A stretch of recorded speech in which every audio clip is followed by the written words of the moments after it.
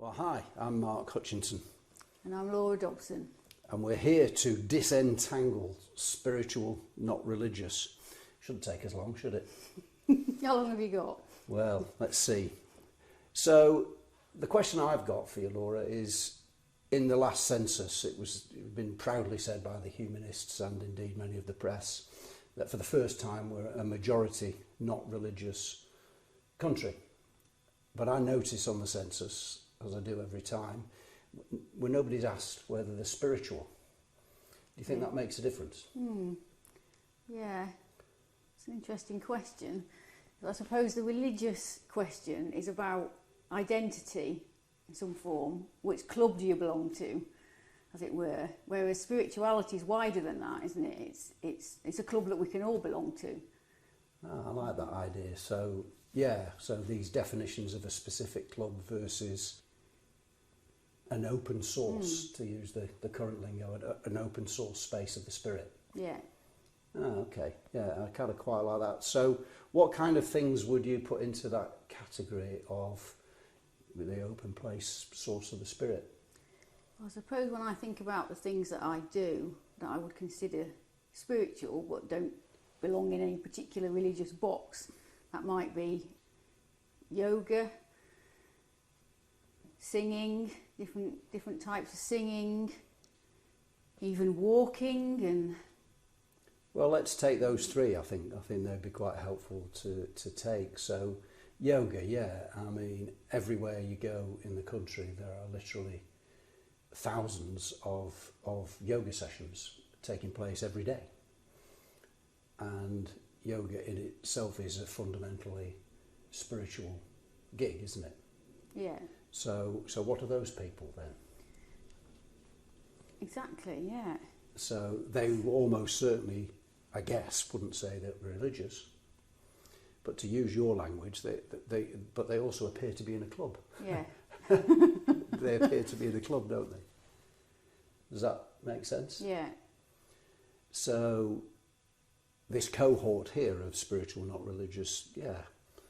Funnily enough, they're not doing yoga at 10 or 11 on a Sunday morning, are they? But they are doing it at the same time in some form of ritual, Yeah. aren't they? Yeah, interesting. And then the singing. So what kind of singing feels most spiritual for you?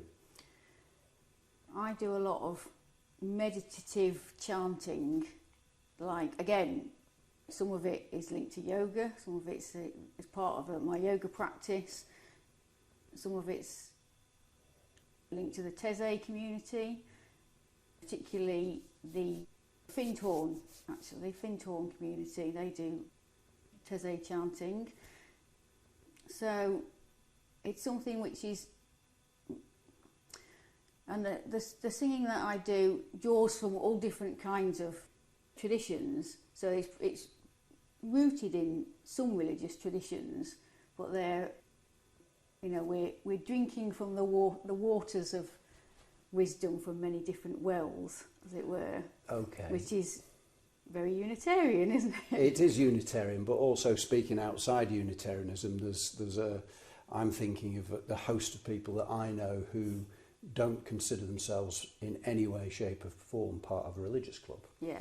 But love the choir, the choral performances, many of which, if perhaps not all of them, have got a spiritual context. Yeah.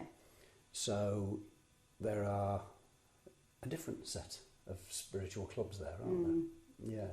And for me, the singing is about what's happening in my body at the time, which is a very spiritual experience. So it's not that I'm following a particular religious tradition. It's about the experience of what's happening when I'm singing. Okay. And so that can come, yes, if it was coming from a Teze, and it would be a particular religious tradition, but equally it can come from a pagan chant, which we've done together many times, or it could in fact come from pop music, really, if it was something that you were singing together with other people. Okay. And you mentioned walking. Personally for me, the intentional walking meditation is my go-to place. Yeah. So the place where I am usually up early, into the fresh air, whatever that air brings that day, and I intentionally take a quiet space. Then perhaps go into listening to some words after the silence. I do that as well, but that for me is not a religious club, it is my personal spiritual practice. Yeah. Is that what you meant by the walking? Yeah, yeah, absolutely. And how is it for you with the walking? Very similar, actually. Yeah, it's a practice that helps me to connect, and that's to connect with, as the phrase you use, the source. To connect with the nature that I'm walking through, and as I'm walking, I can feel what's happening in my body. My breathing is slowing, that my thoughts that are all very jumbled at the start are starting to slow down. And so for me it's an intensely spiritual practice, walking. Okay, so if we were to redo the census now, and I think it is possible that government does require help with a few things at the moment. If we were to rewrite the census and we included walking meditation, we included spiritual singing, and we included yoga as tick this box if you think you're spiritual. I wonder if we'd end up with a minority saying they're spiritual. Yeah. What do you think? No, I don't think we would. Actually. I don't think we would either. I think we'd almost certainly see the vast majority of the population ticking something in that box that was spiritual. Well, I think we've sorted that out then, haven't we? Yeah, all sorted. Great. Thank you. Thank you.